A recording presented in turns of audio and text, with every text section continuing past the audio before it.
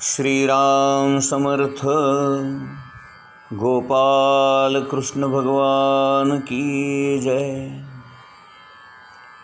कश्यप महामुनी आपल्या पत्नीची इच्छा पूर्ण होऊ नये आणि इंद्राला मारणारा पुत्र तिला प्राप्त होऊ नये या तीव्र हेतूमुळे अनेक अटी आपल्या पत्नीला एक व्रत कर या निमित्ताने घालत होता।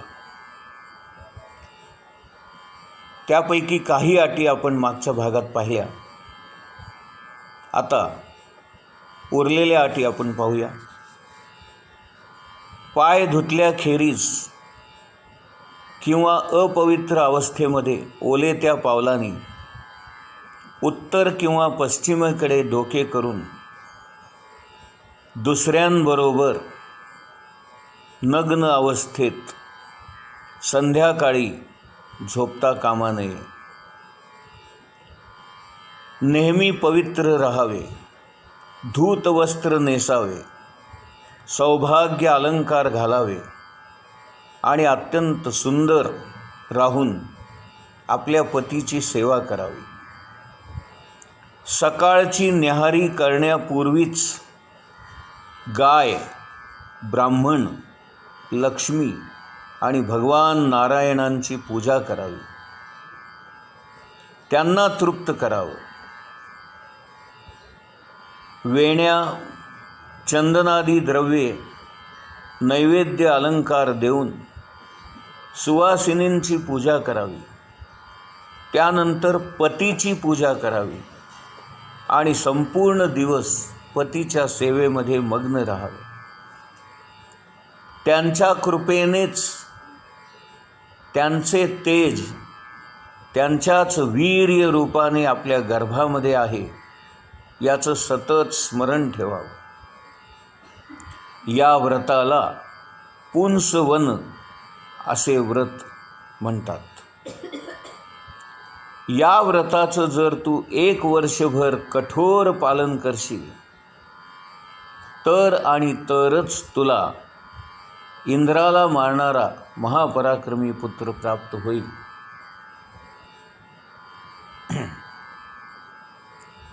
हा सारा वृत्तांत इंद्राला समजला आणि तो गुप्तपणाने कश्यप महामुनी आणि दिती यांच्या आश्रमात येऊन राहू लागला आणि तो त्या दितीची सेवा करण्याच्या निमित्ताने सतत तिच्या आसपासच राहू लागला।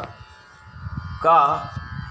कारण त्याचा हेतू हा होता की या पुंसवन नावाच्या व्रतामध्ये दिती केव्हा आणि कधी कशी चुकतीये आणि तिला त्या चुकीची जाणीव करून द्यायची, हाच त्याचा हेतू होता।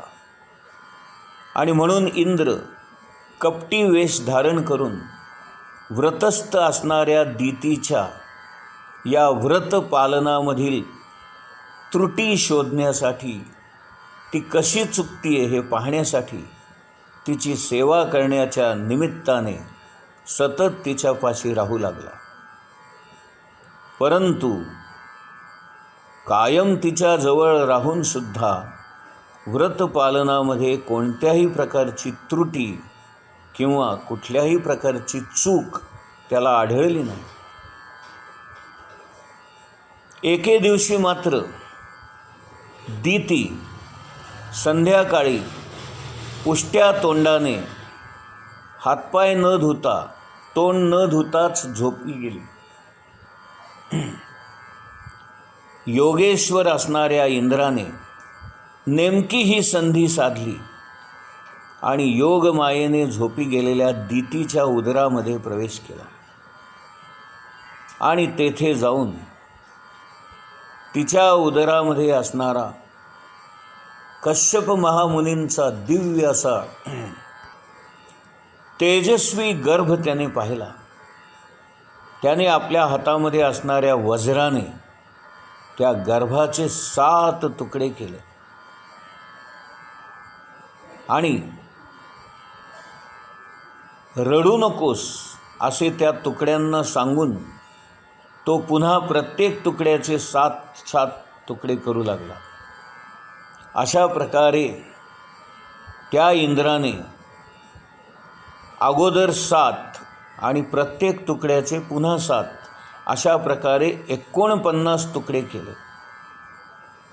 आणि 49 तुकडे करूनसुद्धा ते गर्भ जिवंत होते. आणि ते इंद्राला प्रार्थना करू लागले, तू आम्हाला का मारतोस? आम्ही तुझे भाऊ मरुद्गण आहोत. तेव्हा इंद्र आपल्या अत्यंत पार्षद असणाऱ्या भक्त असणाऱ्या मरुद्गणांना म्हणाला, ठीक आहे, तुम्ही माझे भाऊ आहात, त्यामुळे मला आता तुमच्यापासून कुठल्याही प्रकारचं भय नाही आणि म्हणून माझ्यापासूनही तुम्हाला आता कोणतंही भय नाही. त्यामुळे तुम्ही अगदी निश्चिंत राहा, आता तुम्ही घाबरू नका. अशा प्रकारे त्या इंद्राने दितीच्या गर्भामध्ये जाऊन त्या एका गर्भाचे तुकडे करून त्याने 49 मरुद्गणांची निर्मिती केली. आता ते 49 मरुद्गण आणि 50वा इंद्र असे मिळून इंद्राने सुद्धा मातेमुळे त्यांना आलेला दैत्यत्वाचा दोष घालवला आणि त्यांना सोमपान करणारे तो अधिकार प्राप्त झालेले देव बनवले. दितीने उठून पाहिले तेव्हा अग्नीप्रमाणे तेजस्वी असणारी 49 बालके इंद्राबरोबर आहेत. आणि ती अत्यंत सुंदर तेजस्वी बालके पाहून दिती मोठी संतुष्ट झाली. आपल्याबरोबर तो इंद्र आहे हे दितीला अजून माहीतच नव्हतं. ती म्हणाली, हे पुत्रा, मी तर माझ्या पतीजवळ इंद्राला मारणारा पुत्र व्हावा अशी प्रार्थना करून हा गर्भ धारण केलेला होता. परंतु हे 49 पुत्र मला कसे काय झाले? तुला याचं रहस्य माहीत आहे का? माहीत असेल तर मला सांग पाहू, पण खोटं बोलू नकोस. इंद्र म्हणाला, माते, तुझे मनोगत ओळखूनच मी तुझ्याजवळ आलो होतो. मी तुला दिसतो हा असा नाही. मी देवांचा राजा इंद्र आहे. आणि तुझ्या व्रतपालनामध्ये काही त्रुटी होते का? तुझ्या हातून काही चुका होत आहेत का? याचं निरीक्षण करण्यासाठी मीच गेले अनेक दिवस तुझी सेवा करत होतो. परंतु तू कुठेच चुकत नव्हतीस. हे पाहून मला अस्वस्थ वाटू लागलं, कारण तुझं हे जर व्रत पूर्ण झालं असतं तर मला मारणारा महापराक्रमी असा पुत्र तुला झाला असता आणि ते मला सहन होईना. आणि म्हणून मी तुझ्या गर्भामध्ये प्रवेश केला सूक्ष्म स्वरूपाने आणि तुझ्या गर्भाचे 49 तुकडे केले. परंतु तुझ्या पतीच्या पुण्याईने 49 तुकडे करून सुद्धा तो गर्भ जिवंत आणि तेजस्वी राहिला. तुकडे करून सुद्धा ते मेले कसे नाहीत याचं मला आश्चर्य वाटलं.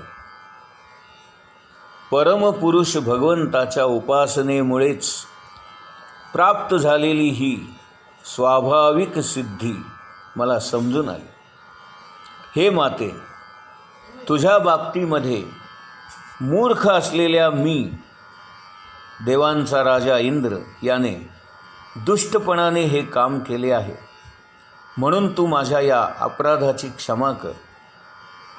तुझा गर्भ मेल्यानंतरही पुन्हा जिवंत झाला, ही मोठी भाग्याची गोष्ट आहे. शुकाचार्य म्हणतायत, इंद्राचा हा शुद्ध भाव पाहून दिती संतुष्ट झाली आणि अत्यंत प्रेमाने तिने इंद्राला स्वर्गलोकी परत जाण्याची आणि आपल्या या बंधूंना 49 मरुद्गणांना आपल्या समवेत देवलोकामध्ये घेऊन जाण्याची आज्ञा केली. अशा प्रकारे इंद्राने या दितीच्या गर्भाची मरुद्गणांच्या निमित्ताने 49 भागामध्ये विभाजन केल्यामुळे तयार झालेले ते 49 मरुद्गण आपल्या मातेला दितीला नमस्कार करून मातेची आज्ञा घेऊन इंद्राबरोबर स्वर्गलोकामध्ये गेले. अशी ही कथा शुकाचार्य राजा परीक्षित याला सांगत होते. राजा परीक्षिताने शुकाचार्यांना प्रश्न विचारला. भगवान स्वतः सर्वांबद्दल समदृष्टी आहेत, सर्व प्राण्यांचे प्रिय आणि सुहृद आहेत. असे असताना त्यांनी इंद्रासाठी दैत्यांचा वध का बरे केला? शुकाचार्य सांगू लागले, हे राजन, तू अत्यंत सुंदर प्रश्न विचारलेला आहेस. कारण भगवत भक्तांच्या महिम्यानेच भगवंताविषयीची भक्ती वाढते. या पुण्यमय प्रसंगाचे नारद आदी ऋषी मोठ्या प्रेमाने गायन करतात. आता मी श्रीकृष्ण द्वैपायन मुनींना नमस्कार करून भगवंताच्या या दिव्य कथेचे वर्णन करतो. वास्तविक पाहता भगवंत हे निर्गुण आहेत, निराकार आहेत, अजन्म आहेत, अव्यक्त आहेत आणि प्रकृतीच्याही पलीकडे आहेत. असं असून सुद्धा मायेच्या गुणांचा स्वीकार करून ते मरणारा आणि मारणारा अशी दोन्ही रूपे स्वतःच धारण करतात. योग्य त्यावेळी भगवंत या मायेच्या 3 गुणांचा सत्व रज तम स्वीकार करतात. ज्या वेळेला सत्वगुण वाढतो तेव्हा देव आणि ऋषी, ज्या वेळेला रजोगुण वाढतो तेव्हा दैत्य, आणि जेव्हा तमोगुणाची वाढ होते तेव्हा यक्ष आणि राक्षस यांचा लौकिक भगवान वाढवतात. जेव्हा परमेश्वर हा आपल्यापासूनच निर्माण झालेल्या जीवांसाठी निरनिराळ्या प्रकारची शरीरे निर्माण करतो तेव्हा तो रजोगुणयुक्त असतो आणि रजोगुणाच्या आधिक्याने तो या सर्व जीवांना सुंदर असं शरीर प्राप्त करून देतो. जीवरूपातील तो विचित्र योनीमध्ये रममाण होऊ इच्छितो तेव्हा सत्वगुणाची वाढ करतो आणि त्यांचं पालनपोषण करतो. आणि जेव्हा तो यांच्या शरीरांचा नाश करू इच्छितो तेव्हा तो तमोगुण वाढण्याची प्रेरणा घेतो. अशा प्रकारे एकच भगवंत रजोगुणाचं प्राबल्य वाढलं असताना ब्रह्मदेव होऊन या संपूर्ण विश्वाची निर्मिती करतो. तोच परमेश्वर सत्वगुणाचे प्राबल्य वाढवून विष्णू स्वरूप धारण करून या संपूर्ण जगताचं पालनपोषण करतो. योगक्षेमं वहाम्यहम हे तर भगवंतानी वचनच दिलेलं आहे. आणि जेव्हा त्याला या संपूर्ण विश्वाचा संहार करायचा असतो, ज्या वेळेला प्रलय घडवून आणायचा असतो, तो तमोगुणाचं प्राधान्य घेऊन भगवान शंकर या रूपामध्ये हाच परमात्मा परमेश्वर प्रगट होतो. अशा प्रकारे रजोगुणी ब्रह्मदेव, सत्वगुणी महाविष्णू आणि तमोगुणी भगवान शंकर या 3 देवांच्या रूपाने तोच परमेश्वर या जगाची निर्मिती, या जगाचं पालन आणि या जगाचा संहार करतो. हे परीक्षिता, भगवंताची ही जी शक्ती आहे त्यालाच काल असंही एक नाव आहे. आणि म्हणून काळाच्या अधीन हे संपूर्ण विश्व असतं. आणि हे 3 अवतार जे भगवंतानी गुणांच्या प्राबल्याने धारण केलेले आहेत ते अवतारसुद्धा कालाच्या अधीन असतात. म्हणून ब्रह्मा विष्णू महेश या देवतांचा सुद्धा कधी ना कधी नाश होतोच.